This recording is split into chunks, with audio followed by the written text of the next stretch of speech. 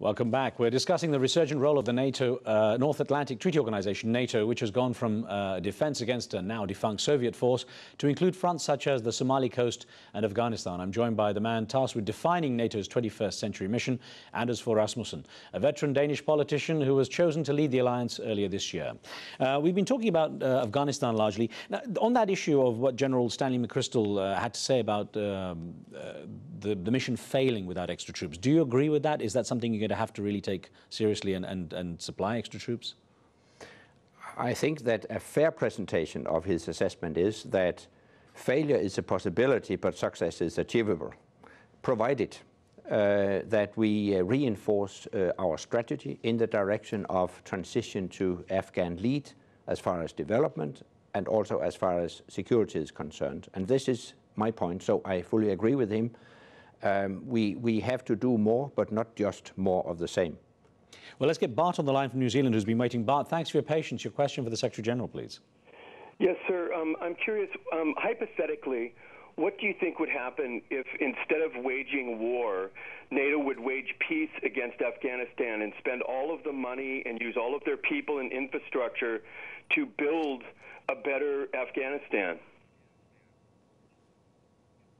Could you redirect the funds and the resources into more of a society building and structure? That's actually what we do. And we have achieved a lot of significant and positive results in the area of development. Let me just mention that today 85% of the Afghan people have access to basic health services compared to 6% before. 3,500 schools have been constructed. 7 million students in schools, out of which 2 million are girls. Significant results. We have constructed 13,000 kilometers of roads, very important infrastructure. Also in the area of counter-narcotics, do we see significant positive results. According to new United Nations statistics, the cultivation of opium has decreased by around 20% since last year. So we do a lot to ensure positive development in Afghanistan, but personally I think we have to do even more. We had a number of questions. I'm going to put them to you. One, there was a question from Facebook from a viewer in Johannesburg, Mohammed Shahid Abdul in South Africa, who said, what relevance does NATO have today in the post-Cold War geopolitical scale of the 21st century?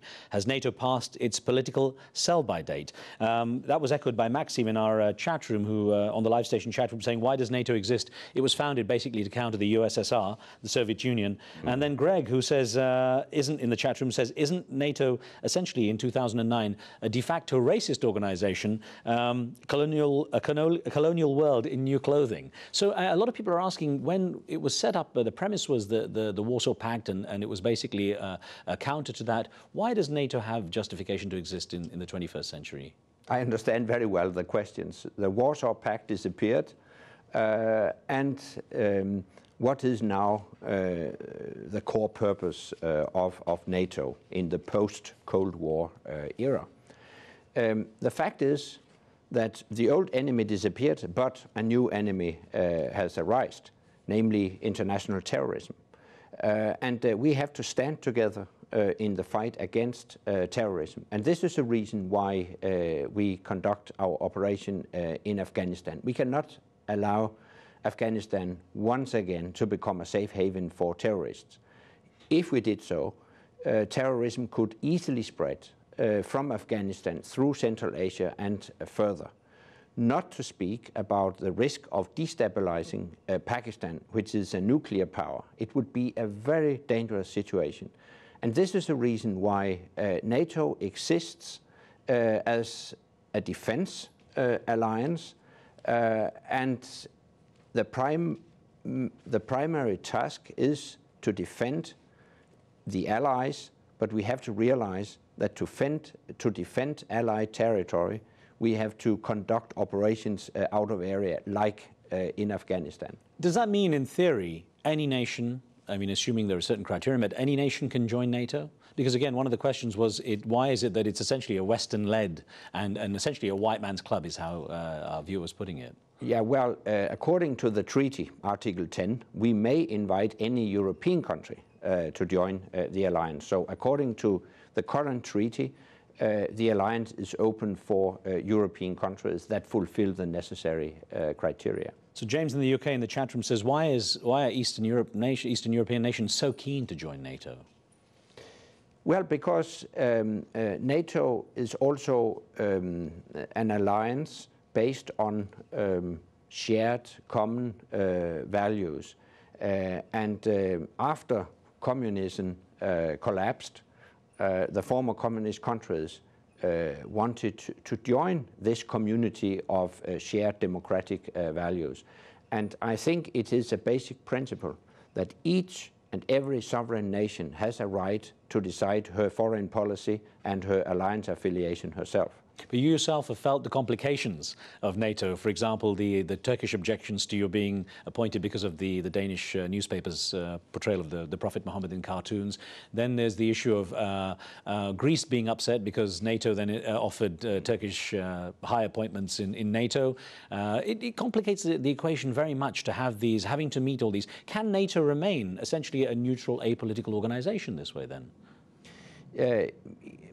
We base our decisions on the principle of consensus, which you might say is a complicating factor. It takes some time to achieve consensus. On the other hand, it's also our strength, because when 28 countries have agreed to move forward in a certain direction, then it's really it's a strength.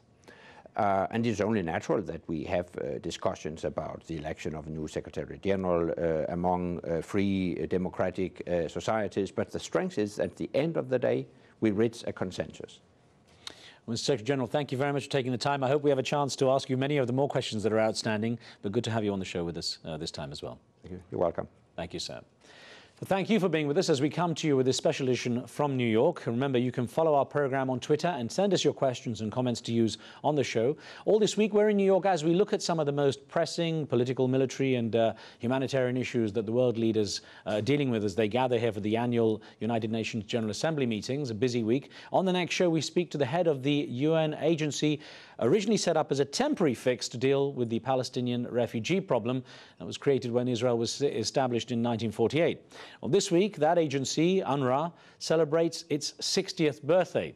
And of course, with the flurry of activity on the Middle East peace process this week here in New York, we ask what's on the horizon for the millions of Palestinian refugees. We'll ask UNRWA's Commissioner General Karen Abu Zaid. Hope you'll send us in some questions for that. But from now, for me and the team here in New York and in Washington, D.C., we'll see you next time.